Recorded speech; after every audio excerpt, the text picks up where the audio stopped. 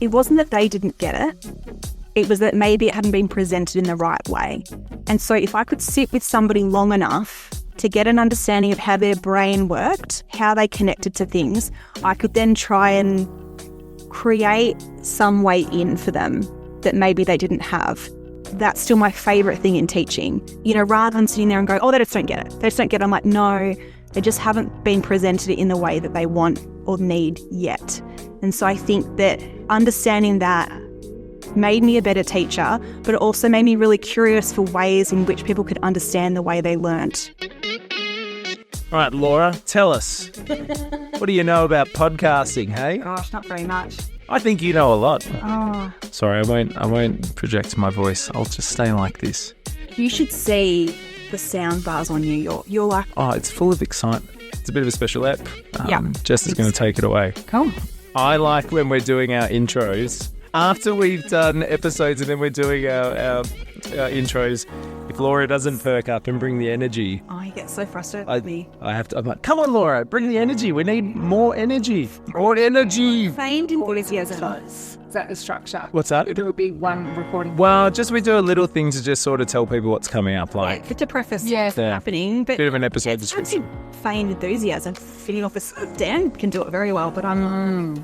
Well, so Laura. I'm naturally enthusiastic, so much so that when I was at the dentist, Oh, wow. I got Just that. I got told. So my wife was making my wife was making fun of me, out there. and I was at the dentist, and the dentist said, "Look, you need to calm down. You're an enthusiastic brusher, so you are wrecking your gums." So I'm just naturally too enthusiastic. Teeth. Yeah, but it's not about me, everyone. It's about Laura, isn't it, Jess? Well, it is about Laura. It's a little bit about both of you. Okay, Let's make it about Laura for now. Okay. for now. All right. Yeah. Well, I am thrilled to be back on the podcast with Laura and Dan for More Than a School. Thanks for having me, guys, for this special ep. It's been a huge week in the education world, actually, and as someone outside of the sector, except as a parent, I really, more than ever before, see the power of these types of conversations. So today we're flipping the script. It's time for something special. You will hear from the incredible hosts themselves, and first up, we have the lovely Laura. Woo! Woohoo! Lots of enthusiasm. Sorry. Enthusiastic Dan. Laura, stop calling out for yourself. Woo! Trust me, you don't want to miss out on this. Oh. So thanks for coming, Laura. You're welcome. Welcome to my home. It's lovely. It's a lovely home.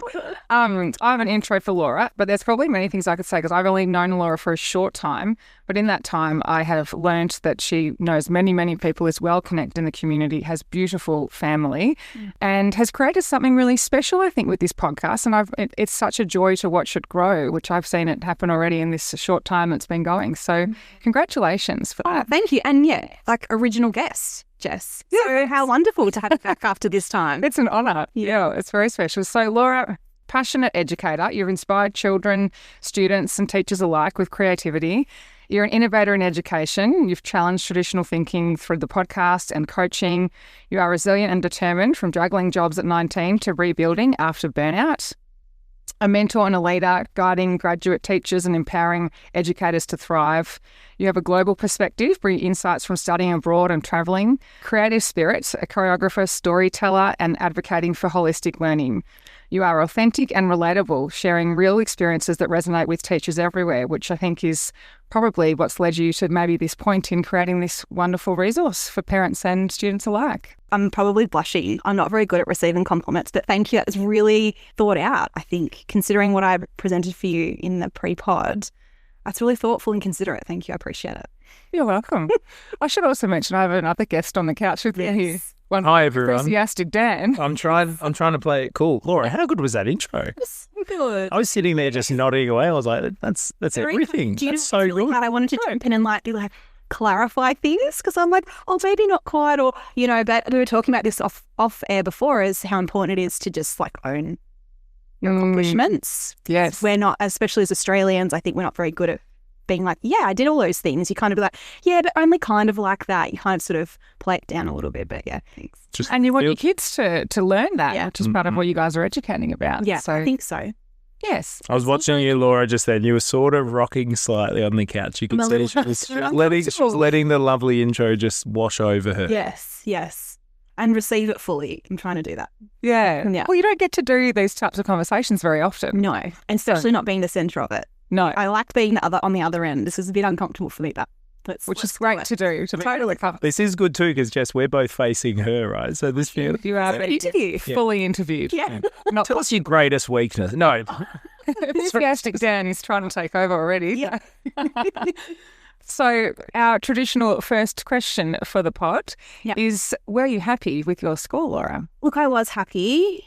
It's a really interesting thing though, because I then went into education and I also had a sister who went through school after me, and I didn't really have a good understanding of what it was like to work hard in an educational setting. I did what I was supposed to do. I was a good student, I say in like inverted commas, in that I did the homework, I did what was sort of asked of me, but I didn't do any more than that. And I think it wasn't until I was in my education year at uni where everything I was doing felt super relevant to the job I was going to go into. And so I worked really hard and I got honours in that year. And so I do have... Was I happy at the time? Yes, I was. If I reflect on could I have done it better? Sure. But would I have had the experience that I had in that I had a great social year, I had lots of friendships, it was the 18th year, we're out every weekend.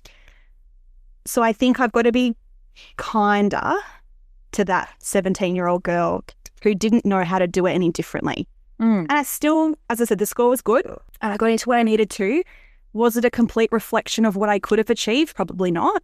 Yeah. But that sounds like a really good balanced life as a 17-year-old as well, which is obviously really important, I think, in that year or years where it's serious and hard or can be to have balance. So it sounds like you had balance and you probably still do now as a value. Yeah, I think balance is important, and I think connection and social opportunities at that time were very important to me. And because I think, and I said this in the pre-form, like I didn't have a really clear goal. Like I knew what subjects I liked, and I sat with my careers counsellor and they were saying to me, well, what are your favourite subjects? And I pretty much did an art science degree, just continue with those subjects. So teaching was always the backup. Like you could just do teaching. And so I think if I had something that I really wanted to achieve, maybe I would have worked harder for that. Everything just kind of unfolded, I feel like, at the time. Didn't have great big motivations for anything academically, I don't think. Loz, when you say you did what I had to do to help the listener, what does that mean for you? Good question. Do you know what? I did what I had to in order to not get in trouble. Is that like really, like if a homework was set, I did it so that it was ticked off. If I had to go to class because that was an expectation, so I went. I didn't really have a clear understanding of what I wanted out of my education journey. I just kind of did what was done. Does that answer that question? Yeah. Yeah. So more around like compliance and following the rules. Yeah, very much so. And I went to a Catholic school, and I think there was a lot of that inbuilt into the structure of that particular setting, is just doing the right thing and showing up in the right way. Like I remember that we would go to the train after school and we would have the nuns patrolling the train station to make sure that our skirts were the right length, that we were wearing our blaze, like all of this idea of compliance and your reputation being aligned with the school was very big. And so I think I really absorbed that. Yeah. Do you think that sets you up for a workplace or future workplaces and jobs and careers? That's such a good question. Ellen and I actually have had a few conversations, Dan's wife, about the idea that I've always understood what it means to be professional. And it's interesting, especially the older I get and sort of younger people come into the workforce. And I think, surely you know that's not appropriate. Like you know that, Jess is nodding at me, you know that that particular behaviour is not acceptable in this environment. And so I do think it's set me up for understanding how to show up in certain environments. I do think, and again, Ellen and I have had this conversation too, I wish I had have questioned more at school and really considered the importance of things or what I wanted versus this is what everyone's doing and this is what you should do. I think there's probably been a bit of unlearning for me in that regard. Yeah, just like this is how it's been done. And I think that there's in my life been a little bit of like set and forget. like you go to school, you go to university, you get the job. And I think I've had to really reconsider how much of that is because it's a stable thing to do, it's the expected thing to do versus it's something I wanted to do. Yeah, I think that comes from my schooling a fair bit. I imagine that's the case for so many people. I'm sure. And they're probably not even aware of it sometimes because of that structure and Yeah. the way that things evolve. Mm. Interesting. Well, that probably leads nicely into talking to us a little bit more about the journey. So in terms of your pathway and how you've got to where you are now, what's led you there and the key factors of that. Yeah. Share a summary. Yeah, so as I said before, I spent this one meeting with a careers counsellor who sort of said to me, what do you like to do? And I said, I really like English, I like biology, and I like doing dance at the time. And she said, well, you could just do a double degree in arts and science, and that way you could just keep that going. And so I went to Deakin because that was the only university at the time that had a dance program. And so pretty much it was just, I'll just go there. The score seemed reasonable. I remember her saying to me, I think it was like a 78 or something, or 75. And she said, do you think you could get that? I'm like, I guess. Like I was always like a B+ A student. That sort of seemed reasonable. But I just had no idea. I really just didn't know what I was going to get. I sort of just looked at it in terms of, look, I always kind of got B+ A's if I just sort of showed up and did what I had to. Then I got higher than that and got in. And it was just, literally following my interest at the time. But I came from a home, I would say my parents are quite conservative in that, like, it's like, but what's your job going to be? You need to make sure you're earning money. You need to make sure you're employable. And at 9 months, my mum sat me down to write my resume, and I had to go out there, and I've been working since 9 months. Where was your first job? Fish and chip shop. Nice. My very first job. And then I got a job at, was Safeway back in the day, Woolies, and oh God, I worked so many jobs to get myself through uni. And so everything's always about what is the end point going to be so that you can be employed. Yes. Can I ask one? There's a question that's really burning at the front of my mind, which is, it sounds like you're quite a rule follower and pretty compliant in these early days. And it sounds like after all this, and I know we'll come to it, there's been a really big shift with you. Like you're pretty progressive the way that you challenge education system now. Yeah.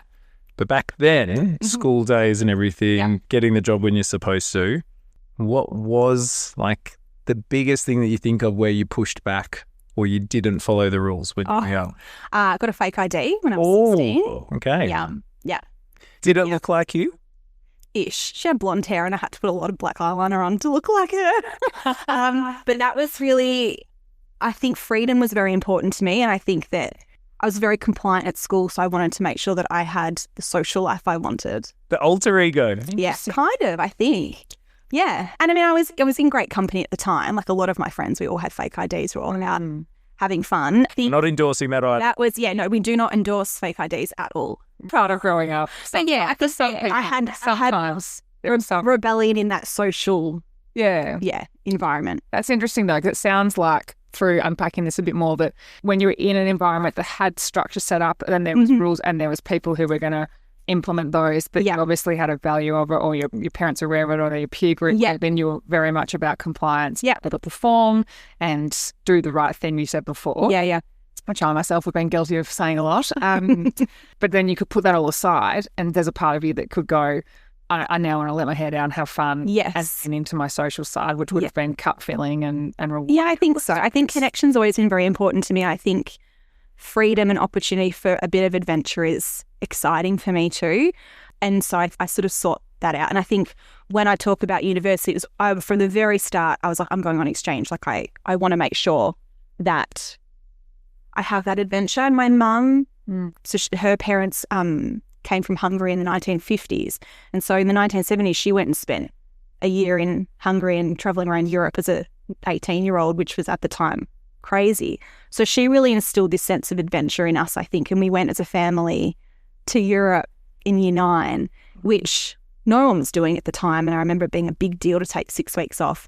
But after that I was like, I want to make sure I go and do that and experience things that are not the same as just being at home all the time. So that was really big, to go to university and to go to university in England. So I did that in my final year at Deakin, which was amazing. And it was a tricky one because I was doing art science. So I majored in contemporary dance, genetics, and English literature. but I couldn't do my genetics component in England because they didn't have enough, corresponding courses. So I had to make sure I completed my genetics component at Deakin so I could do all of my literature component in England, which is like the most amazing place to do that. And it also meant that I only had 4 contact hours a week. In England on exchange. Yeah. Well, what did you get up to? I know. And so I just had amazing the best time. I lived on campus for, literally I did 2 tutes. It was actually ridiculous. Where were you? Which university? I was in Kew, so I was up north a little bit. Okay. But I remember, I don't know if anyone's ever travelled in the, mid-2000s, but there was an airline called Ryanair. Oh, yeah. Yes. I remember. Flights. Yeah, it was basically supporting people on exchange, which I was. Yes. Possibly at the same time. Yes, maybe. And I remember €20 flights to Prague on Friday. Yes, exactly. What I had free flights. All you had to pay for was for the taxes. Yeah. And I remember a couple of girlfriends and I, we went to Dublin on St. Paddy's Day. And all we could afford was 1 hotel room, and it was 4 girls. We were all huddled into, and it was just the most amazing fun. And we'd book it the night before. And so that stuff was really exciting. I really wanted to do a lot of that. What did you learn from that experience? So there's the 4 contact hours. You finished literature subjects. You did that. Yeah. But what was, because exchange is often described as a life-changing thing that people do. Yes, I would say. What's the education you got from that? I was super resourceful. My friends and I, we had no money. My mum giggles. I remember filling up my dinners with kidney beans because we could not afford meat, and we were loving it. We had such a good time. We were just super resourceful, really scrappy. You also have to be really open to any opportunity that could arrive. And Dan and I have spoken about this a few times. I don't like to be super prepared for anything because I think it takes me out of the moment. And so that experience really taught me how wonderful it is to kind of show up and allow something to unfold for you. Did you know the girls before you went on exchange? I knew no one. Okay, so you then also met all of them, got a network. Yeah, it was so much fun. Such a fun thing to do. Yeah. So coming home from that experience. Yeah, that was a tough one because it was and I reckon anybody that's been travelling and had a big adventure, when you come home, it's kind of everyone's doing the same thing. Everyone's still going to the same pub. And I found that really claustrophobic, actually. And so I had an opportunity to go to Perth, to live in Perth for a while. I'd applied for my DipEd at that point because, again, it's just you just do the thing, you tick off the thing as this, set and forget. I knew I was going to go into teaching because that's what I was going to do. What else was I going to do with an art science degree? And so I then went and lived with some friends of mine who were doing nursing grad years and stuff like that in Perth for about 3 or 4 months. And that was amazing. That was so fun because and I actually remember having this feeling too when I was in England, sitting in this dorm room. I didn't know where to get any food from. I didn't know how to do my laundry. I was sitting there on my own going, what have I done? But I had this epiphany. I'm like, I can be whoever I want. I'm not my parents' daughter. I'm not my sister's sister. I'm not the girl that went to that school. I can literally become and be whoever I want. And that was such an exciting opportunity to not be what everyone expects you to be, but to actually decide for yourself. And I think travel and adventure gave me that. Yeah. Yeah. Sounds like it. Yeah. So how do you transition, apply that to then your ordinary life, if you like? I think you have to make it, I think for me, I've had to make a really conscious effort because I think it's really easy to go back to the grind of life. And I've done that for sure. Teaching, actually, when I got into teaching, and I really loved teaching, and it was so funny. I remember my very first teaching rounds thinking, God, what if I can't do this? I've done this degree, I've got nothing else. I didn't want to be in research or anything like that. What would I do? And I remember being in this classroom and my first actually teaching, I remember waiting to be nervous and waiting to be uncomfortable and waiting because sometimes when I'm really nervous, I'm almost having an out of body experience and I can't experience what's going on. And it's a really disconcerting feeling where you're kind of not quite connected to it. And I remember just being there and waiting for these nerves to come and they just never did. And this was after you finished your grad dip and you were in your career. This is your first teaching round. First teaching round. When did you, for anyone that hasn't done a teaching degree, how early in, because it's quite a strange thing. Well, and I did it differently to you, Dan, because I literally did 1 year. It was a grad dip in 1 year. They don't even offer them anymore. And I went straight into secondary teaching because I knew that those were my people. I reckon maybe 8 weeks in. The end of term 1, early term 2, that I started those first teaching rounds. When you started, I'm going to rewind, you said, I went straight into secondary because I knew they were my people. Yeah. What do you mean by that? Dad, like, you wrote that too. Did you write it? Yeah. I think... Unpack that a little bit more for me. Yeah, what do you mean by that? Well, you know what? My mum's going to giggle because they always worried about me having children because I didn't have like a very maternal... But I didn't. I didn't. I'm not a very like maternal, like for little kids. I've never kind of been that. My poor children. I've always loved... They seem great, by the way, your children. Yeah. So thank you. They're still in the cupboard. They're in that cupboard. Yeah. No. I mean, They're definitely not everyone. I really remember quite vividly being a teenager, and I remember all the angst that went along with it. I remember so desperately wanting to find community connection. I really sought out. At the same time, I wasn't open enough to really connect as much as I would have liked to have. And so I really wanted to be that kind of safe adult for teens going through all the things because I remembered it so clearly how it felt. And also I loved content. I really like to have deep conversations. Like I really wanted to pick something apart. Like I'm quite analytical. I did, into the science and the literature. So I wanted to be able to have those really intellectual conversations too and hear from teenagers and hear about what they're going through. And yeah, I just instinctively have always known that's where I'd be best suited. Yes. Yeah. Jess, is it okay if I can ask a question? Please. Is that okay? It's your podcast, mate. Yeah, no, but you're our special host. I'm thoroughly enjoying all this.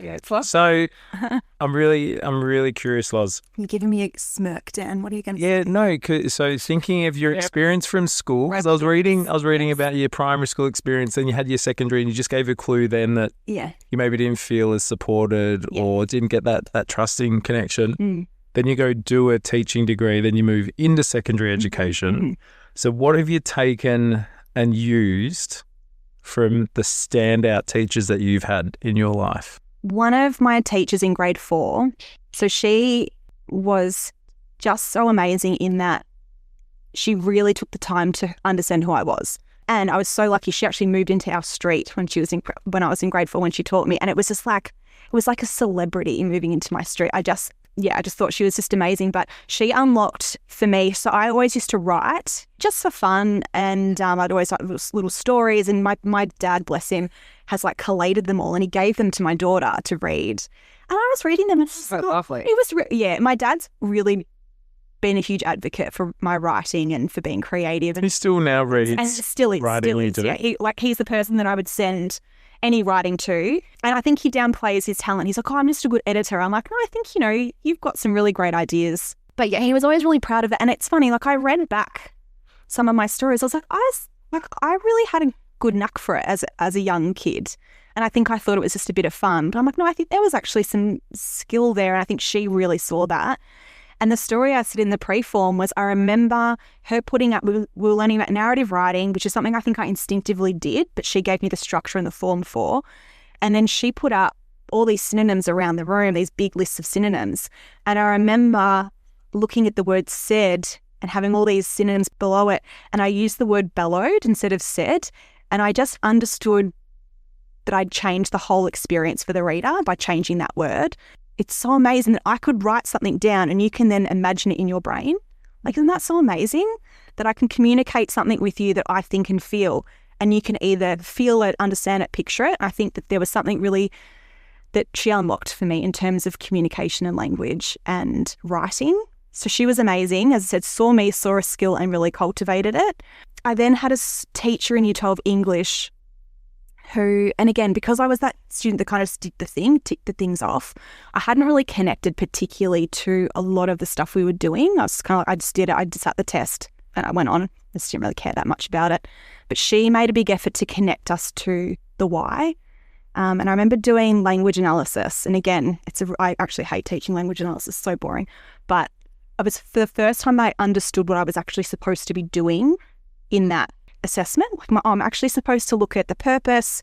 I'm supposed to understand how language is being constructed and arguments are being constructed. And then I'm supposed to sort of pull it all apart and analyze it deeply. And I sort of had quite a good understanding of that. And so she was a really good advocate for me to then go, well, now you understand that. can you go and explain that to the person over there that doesn't quite get it?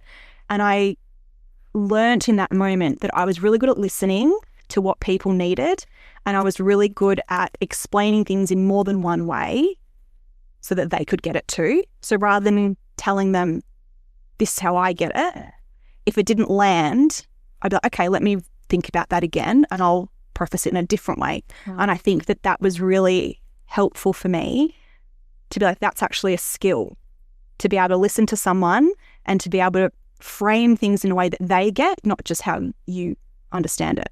So yeah, they were two teachers that gave me some confidence, I feel. Yeah, they sound amazing. Yeah. That sounds like the foundation of an education pathway. I think so. So Loz, listening to you based on that, so you cultivate, so something that you've taken and emulated is you like to spot and cultivate skills in others. Yeah, I didn't bring it back to your question, did I? No. But that's what we do. Like, yes. We're listening to it and then giving people the opportunities as well to go practice, but just giving them opportunity so that they'd get seen. And then you also said there about the opportunities for people to then also go either re-explain or explain their understanding to others as well. Is that right? Is that something? Yeah, I think, and I've said this to you before, Dan, I think the exciting thing for me when I got into teaching was being able to show a student it wasn't that they didn't get it. It was that maybe it hadn't been presented in the right way. And so if I could sit with somebody long enough to get an understanding of how their brain worked, how they connected to things, I could then try and create some way in for them that maybe they didn't have. That's still my favourite thing in teaching is, rather than sitting there and going, oh, they just don't get it. They just don't get it. I'm like, no, they just haven't been presented in the way that they want or need yet.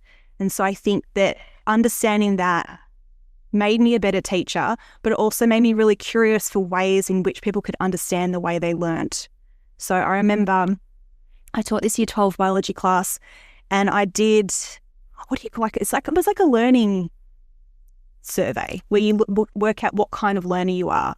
And that was amazing. And what was really sad in a way is I could tell you just by the way that they were ranked in the class, who was visual, who was auditory, who was kinesthetic. Visual always up the top, auditory were always in the middle, and kinesthetic were always down the bottom. And I thought, well, that just goes to show how we're teaching these kids, because it's not that they're smarter or not, like they're just not getting the content in the way that they need. And if you think about most things are lecture-based, PowerPoints, you can highlight. Visual is things that we tend to do often. Kinesthetic things are done well in certain classrooms, but not in others. An example of a kinesthetic thing? So a kinesthetic learner is somebody who has to physically actively engage with content. So if you're a kinesthetic learner, PE, great. You're physically actively engaging with. So in biology, I would create puzzles where they'd have to physically move things around the space. But it's more challenging in academic situations. So we would try and kind of get outside, move their bodies. I'd get them to, record a podcast themselves and go for a run while they listen to them actively engaging. But I think being able to understand that it's not you, it's actually the way in which information is being presented, and then getting kids to understand themselves really well. And then for me to be able to be like, okay, so for you, you need this. For you, you need this. And it was so much fun. I used to do exam revision and I'd put them in their groups. And it was awesome because they could find each other. They knew how they learnt. The auditory ones were awesome. I'd give them the exam questions, then I'd have to sit and squabble and talk about it and ask questions and work out what the words they'd be using.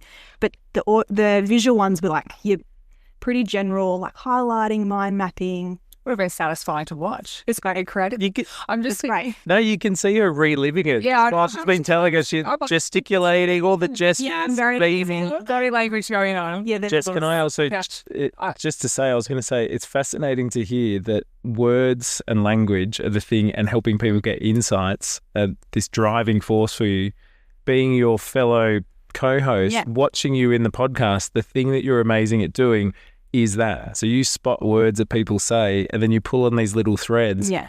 And then every single episode, at some point, someone goes, oh, and they get this new insight. So whilst you were doing it as a teacher, you still do it now, every single time we record. Yeah, I was going to say the thing that occurred to me was that, because a lot of getting to know you deeper is happening now for me. Yeah.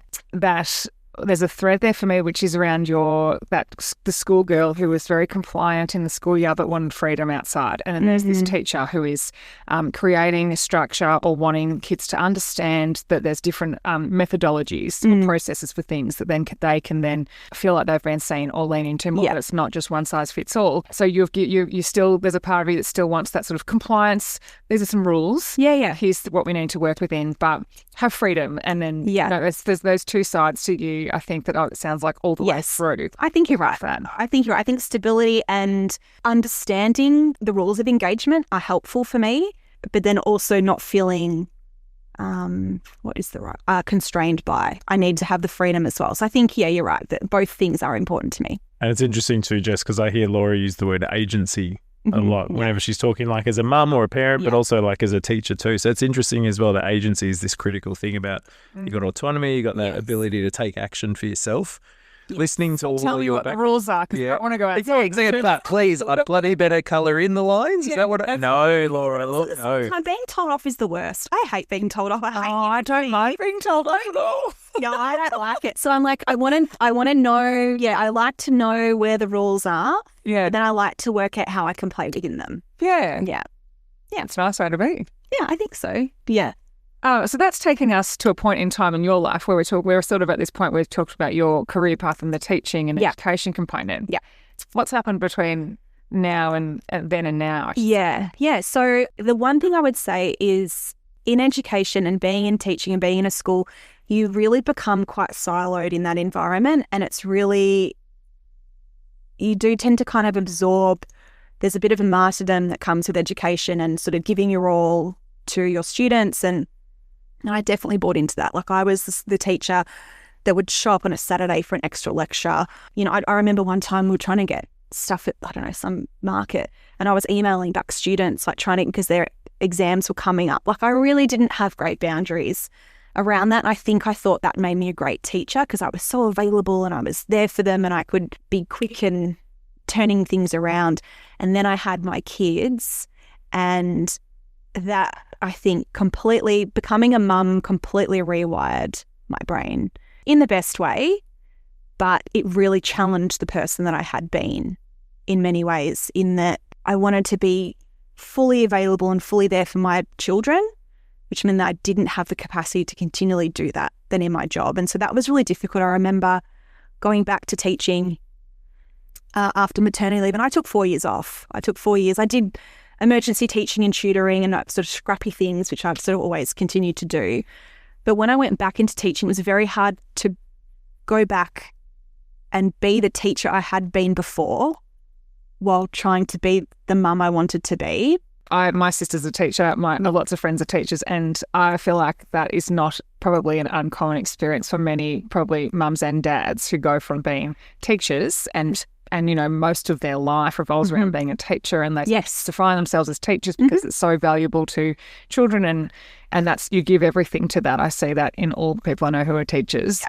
And then you have small humans that want to be everything. Like how that is probably such a common experience and phenomenon for many people who become parents as teachers. I think so. And I had this conversation with somebody on the couch previously about, I think I present like a bit of a type A, and especially in teaching, you become that because everyone's prepared and organised. You've got to have all your photocopying and you do all of those things. But I think naturally I'm not as type A. I think naturally I don't like to be as prepared. I like to kind of let things unfold. And I had to really unlearn a lot of things in teaching when I came back because I didn't have the capacity to work at the level that I had. And in fact, I got quite unwell trying to do that. And I think, Dan, I've had this conversation too where you don't realise before you have children that you actually work yourself into an absolute state and then you take 2 weeks to recover. Those holidays are your recovery time. And I would do that, and then I had to care for children, and so I had no recovery time. And so I'm like, I can't keep, this is so super unsustainable. And I also would say no one should ever do that, whether they have children or not. You should not work yourself to the ground and take your holidays as your recovery. That's not what that should be. But I think that was pretty common at the time that I was working in that setting. So what I had to do is I had to be confident and comfortable enough with not knowing everything, with being okay that I wasn't going to be the most prepared, but that I was going to show up and I was going to be super engaged and on and present while I was there. And so that's sort of how my teaching shifted. And I became much more of a facilitator, much more of like I would be able to walk into a room with a whiteboard marker versus having all the sheets and all the booklets and all the things. But I was like, okay, I've got to be confident enough that I'm good enough at this, that I know my stuff enough, that I can just show up and take and use what is here in this room. And so that's what I started to do. And I think it made me a really good teacher in that I was way more human. I wasn't the perfect person at the front, and I treated the kids more like humans, I think. This is where this sort of understanding of the pressures that these kids are under, because I felt like I was doing such a good job getting them the scores that they wanted, being able to get them to where they needed to go. That's what I was doing the first half of my career. To come back and be like, are you okay? Like, are you actually coping? What conversations do you need to be having to support you, like emotionally in this environment? And so I came back with a real understanding of that I don't think I had before, just from being a mum and being more of a human in that classroom. And then I would watch these kids feel less than, not good enough, getting these scores. I was like, that's not right, because you're brilliant. You're awesome. And you're going to do amazing things. That score doesn't really mean a whole heap in the grand scheme of things. And I had this real conflict of values in that I'm like, but I'm part of that system that is perpetuating that belief. And when you're in a system like that, you are expected to toe that line, that this is what we value. And it really sort of, I started to kind of break up with that belief system a fair bit. Yeah. Amazing. I think it's so interesting to hear that from your experience of that journey you went on, those thoughts and the values change entirely, and then experiencing that for children and kind of calling it out and being able to say to yourself, I don't want to have to do this, or I don't want to be untrue to myself by holding on to a career path that I've spent, X amount of years building on. And yeah.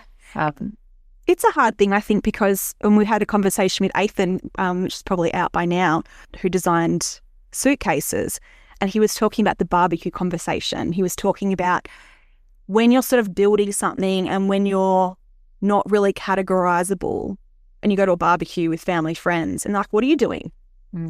Those conversations are really hard to have. And I've always been really categorizable. I'm like, I'm a student, I'm a teacher, I'm a mum, and I'm now in this place where I'm still working it all out again and trying to figure out, well, I want a role, but I want to make sure that it's aligned with my values. I want to be making a difference. I want to use what I know because I feel like I'm really good in those spaces, but how do I do that? And so I'm in quite a transitional space. Still super scrappy, like I'm tutoring and I'm marking and I'm doing some administration. I've always kind of been resourceful like that. But I don't have a categorizable career right now, podcasting. I'm just doing but you don't need to either. Yeah. And that's probably something that we all learn at some points, maybe. And Jess, so Laura's a really great writer. So she's written this, she wrote this draft article. I'm going to call it an article. Sure. But so in it, the thing that I think is really amazing about Loz with this perspective that she brings is, so not only being a student through the system that maybe didn't feel super engaged, then you go study teaching, then you become a teacher, you spot the kids, you want to change the system, you realise that's really tricky to change a whole system, so you just start with certain parts. And then you start a podcast that's literally about trying to help people just see slightly differently ways that things can be done. I just think she wrote this article and I really hope that you end up submitting it and publishing it. That'll be the reason it's submitted. But about this, there's a moment that you went through as a year 12 teacher where kids have this moment in term 3 where it all falls apart. Yeah. And she was describing this in really brilliant detail to me. And I said, what do you mean? Like, because I'm primary background, and this is why I think we're a good combo. Yeah. And she said, oh, yeah, no, but that's the normal thing. Like, so she would say to these students, okay, great, so now we can build back up. Like, you've sort of hit almost like the rock bottom. Yeah. Let's build up. So I just think you have this amazing... Is that the right time for it? Term 3 is the time. And it's not the right time, it's just the time. It's the time. Yeah, it's the time. And I would always... We're close to crunch time. Yeah. You said you break out in a smile, right? Because you're like, this is, as in not because she's like, oh, yes. No, but she's like, it's happened. I knew, like, I could see this was coming for it. Yeah. But, it's like when you're white-knuckling your way through something and all of a sudden you just let it go. Yeah. And all the pieces fall and then you go, okay, well, this is actually what I'm dealing with versus... pretending you're fine, well, you're not fine. You've not acknowledged any of that. And so by the time that the breakdown happens, and it's pretty common, generally with those kids that are really wanting to do very well, and they'd break down. I'm an English teacher. It always happens to an English teacher. Yes. I taught biology too, but I tended to get it more with the English kids. Yeah. I would just sit there and go, amazing, we're here, great. What do we need to do now? This is exactly where you needed to get exactly. to. And I would literally just say, I've been waiting for this. That to me is, I'm interested, there's a question that's been formulating in my mind, and I'm interested in, so your experience, if I was a student of yours in what you're describing, like there's so much value that you bring as the teacher in that setting. Nevertheless, you've experienced what you've experienced and you've decided, I'm not buying it, or I'm not allowing myself to go through that because I don't necessarily reconcile well with it. Yeah. For now. Yeah. Even though you're making contributions in other ways with your writing and the podcast. So then the question I'm asking, I suppose, is around with a system that feels like that there are parts of it that aren't, comfortable or that we don't agree with, which I think there are probably heaps of parents out there. Yeah. That I'm not in education at all. Since I finished school, I haven't really, did my 6 years at uni and not in education in any way other than watching my friends who are all teachers and having children. But you can see that there are lots of elements to the system that don't necessarily work, and the focus on the score. And there's been a lot around that just in the media in the last week, which I've enjoyed reading and learning about a little bit too as someone on the outside. How do you, as someone who's been through it, been in it, seen so many kids come through it, witnessed some hardship around that, how do you reconcile what it is you do next with all the value you have to add? I don't know if that's exactly how that's such a good question. Confronting question. It's yeah. I think my gut feeling is to empower parents, because you know your kid the best and you are their biggest advocate. And you are the one that those really difficult, challenging conversations come to at the end of the day. In terms of advice to parents, I'm like, if you can, create a really safe space, because they're going to question things. They're going to work out how they fit. They're going to work out, can the world support all of me or some of me? Like, who am I allowed to become in this world? And I think that schools and society sometimes a really specific and constrained version of what they expect. But you as the parent get to sit with your child and be like, you can be exactly who you need to be. And we can work out a way that school can support that. Because, I taught every semester 150 students. Mm. Some of those students I kept for the whole year and some of them I didn't. So I'm, as an educator, not going to know your kid as well as you are. And I've just had this situation actually with my son where his teacher said to me, I can't get him to write a whole page. I can't get him to do it. He's just not interested. And so I was then able to have a conversation with him and say, okay, well, what are you writing about? And he's like, I'm writing about my weekend. I said, well, why can't you write a whole page about your weekend? He said, well, I wrote 2 lines. What else am I supposed to say about the weekend? And so I said to him, well, what could we be writing about? And so I sat with him and we collated a whole list of things that he actually wants to write about. His teacher can't be doing that to every student, but I can now go back and say, these are things that he really wants to engage on. Could you create a bit more flexibility for him around a writing plan? Of course I can. And teachers are absolutely open to those things. I think it's really helpful to work out, well, what does your child want out of their educational experience, and support them in that, and then go and advocate for them if they can't do it themselves to the teacher. If it's not that important to you that they're writing full essays, like, could they be doing things in other ways? I had another friend of mine whose son is incredibly academic at school but finds it really boring. He's really bored. I said, so what do you do in your free time? What do you like to do? He's like, I like to draw comics. I said, well, could you ask your teacher, because he'd finish early and then they'd give him another sheet. And again, I get it. Teachers are busy and they're trying to be there for all their students. And sometimes you just need someone to be busy so that you don't have to give them your attention because you're somewhere else. Like, let's be honest about the system that we're working in. Teachers are really trying to do all the things, and they're not going to be able to give them the attention that you could give as a parent at home with 1 or 2 kids. So I said, well, why don't you go in there and ask if you can, when you've finished, that you can start doing a comic strip. And then every time you finish, you build and then eventually you'll have a full comic book. And that's something you've created in those sort of incidental moments instead of just getting another sheet. Mm. I think get to know your kid, get to know what lights them up, find out where the struggle points and the pressure points are at school and work out ways of being a bit more creative or open with how they could spend that time. Or maybe, you know, the assessment, I have a big issue with assessment. Maybe the assessment could look a bit different.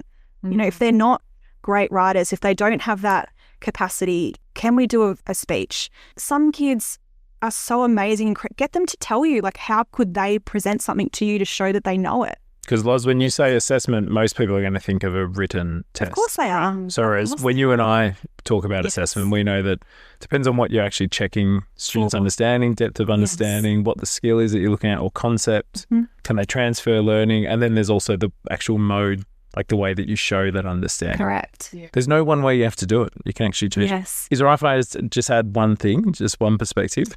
So when did we have that coffee where we first had this idea for the podcast? Was that like 18 months ago? It was after the colour run. That's all I remember last year. Colour run. They're all good ideas. Because I think just your question's really interesting because you use the word, like, how do you reconcile? And I think it's because of Laura's experience and unique understanding. I think that's the reason why you need to be doing something like this. Yeah, I agree. Because you could be impacting those 150 students every semester, but you offering this unique perspective that'll shift some people's thinking, parents that will then see their child differently or ask a question or go have that chat like you just said. I think that's why we need someone like you on a platform like this. It needs to be shared, because what we're seeing now, and just you said about the media talking about results, there's also all these stories that are coming out. Yeah. Victoria's actually a bit strange. We're still really hung up on ATAR. Majority of states are starting to shift where it's not about ATAR, it's different assessments, it's different portfolio methods, ways to get in. Victoria's still very much really heavy on ATAR, but it's starting to change. Regulation state, Dan. Well, there we go. I'll getting from someone that's done law. It is regulation. So I think The rest of the country in Victoria is always going to regulate. Yes. Stay aligned, stay in black and white. So you're an innovator. It goes back to what Jess said at the start. Like your advice as a parent sitting here with a young children that aren't, one's entering school next year, encouraging parents to actually take more ownership and responsibility and not going like, oh, well, they're with the teacher and that's like whatever happens in the classroom, good luck or hope it goes well. I think there's a lot of that still. And I think there might be a space where some parents, when you're a new parent or a younger parent in a school setting, where you don't feel like, oh, the teacher's so busy, I don't want to burden them with my conversation about my child or me suggesting, hey, my daughter's really creative. Could you actually allow her to do a dance every half an hour so she can do whatever it might be? Yes. It's not just speaking from experience. Set a timer, it's half an hour, everyone starts to dance. But I think it's a really good message. I hear what you're saying. I've done a little bit of it, but I'm going to do more of it from what you've just said, and especially for my young one now. But I think there is a, what would you say to parents, I suppose, that do feel like, oh, I thought about going and speaking to the teacher about this need or that need or this thing I've noticed about my kid, but they're really busy. I don't want to bother them with what would you say to that as a teacher who's had those thoughts that you've had? I used to love parent-teacher interviews and sitting with a parent and a child and having a really great back and forth with them. And I would always start a parent-teacher interview with the child first. Be like, how do you think you're going? Give me your perspective. Bring the parent in. And then we'd have a really good understanding of everyone's perspective. Unfortunately, a lot of those things are done online now, but I used to love doing them in person. I would say, yes, teachers are busy. You need to find the right time. Springing things on them as they're trying to get a classroom of kids in is not the time. So I would say schedule a time with them. And I also think it's about community. It's not about us versus them. It's not about, I know my child better than you. It's obviously you will as a parent, but it's more about, I'm noticing this at home. What are you noticing at school? How can we bring those experiences together collectively so we understand what's going on? This is what I know about my child. How could that inform you? It's all about being on the same team. The whole goal of a teacher, and most teachers that I know that got into education, it's because they want to help the kid, because they really want the best outcome for the kid. And it's a really challenging, difficult time to be in education right now. It's really hard work. And I think every educator that I've ever worked with, my hat goes off to them that are still in the classroom doing it, because it's really tough having those kids post-COVID and having to re-socialise them and then having a society that is shifting so dramatically, quicker than I think society's ever shifted before, and having to try and keep up with it. Like I'm looking at the phone bans and the app bans. Government's doing one thing and then there's all these offshoots of things happening, and it's like whack-a-mole all the time, constantly trying to be on top of everything. It's a lot. But I think understanding that teachers are there to support your child, as are you. So working together as best you can is always going to be a good thing. Always. Plus, they might be busy, but if you're helping them work out a way that's going to engage a kid, well, yeah, it's going to pay dividends. Like in the end, it'll actually help. And a lot of the time, you never get to the end of a day teaching or at the end of a week or the end of a term, you go, do you know what? I got everything done. I completely fulfilled I've got spare time. Yeah. So you're always going to be. So it's then getting busy on the right stuff. Yeah. So for parents, if you come, and I love your tone just then, Loz, if you turn up in a partnership approach, the teacher's more likely to listen. They're more likely to get on board, which will then benefit the kid. And no teacher wakes up and goes, I can't wait to not actually help any kid. Like they never do that, right?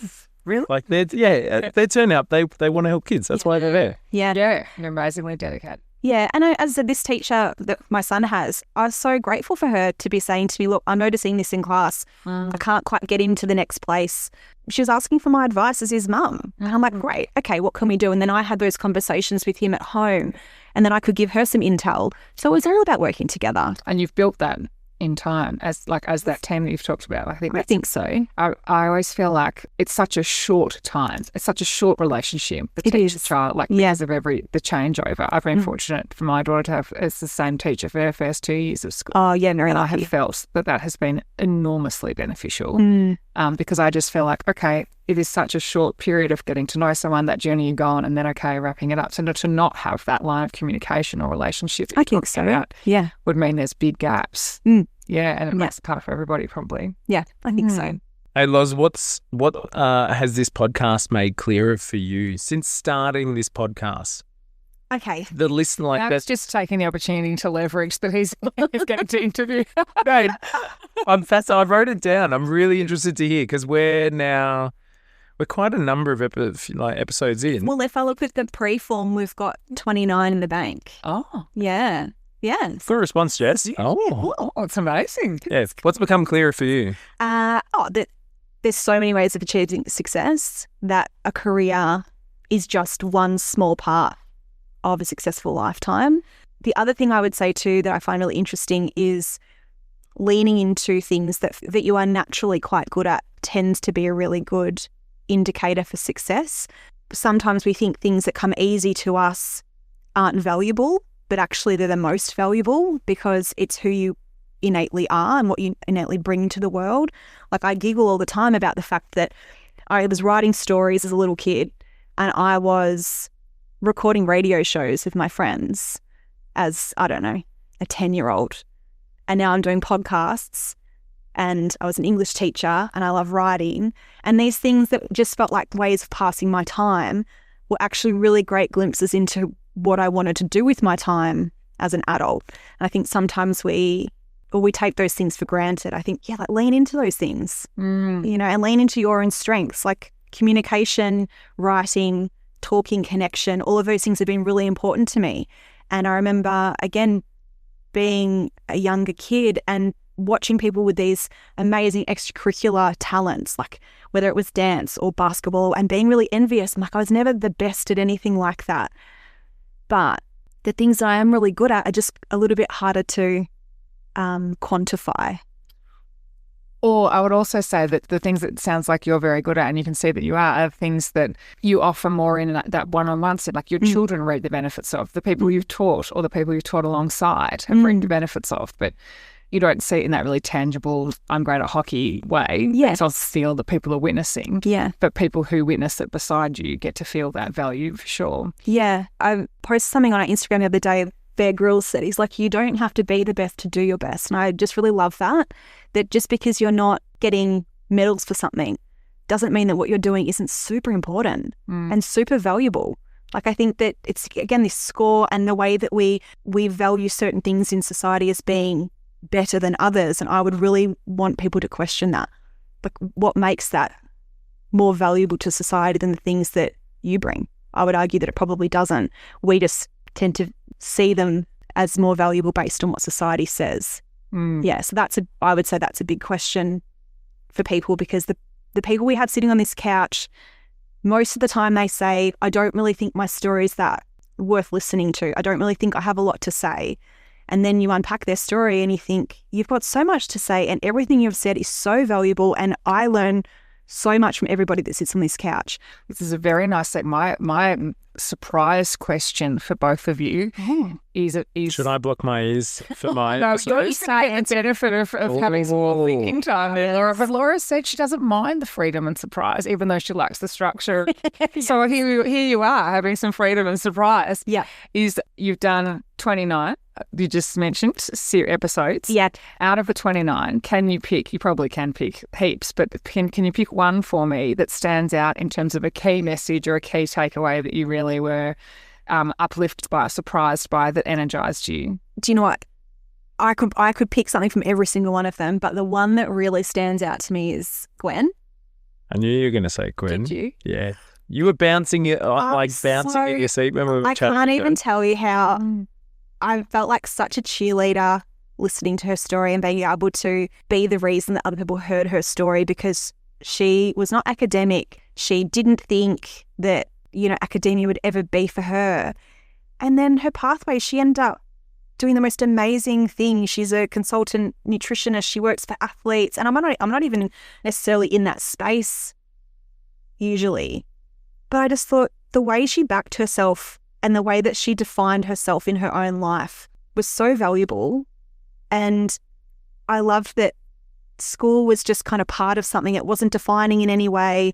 And yeah, her story is just awesome. I really loved it. Yeah. Amazing. Yeah. Well done, Gwen. Yeah, Gwen.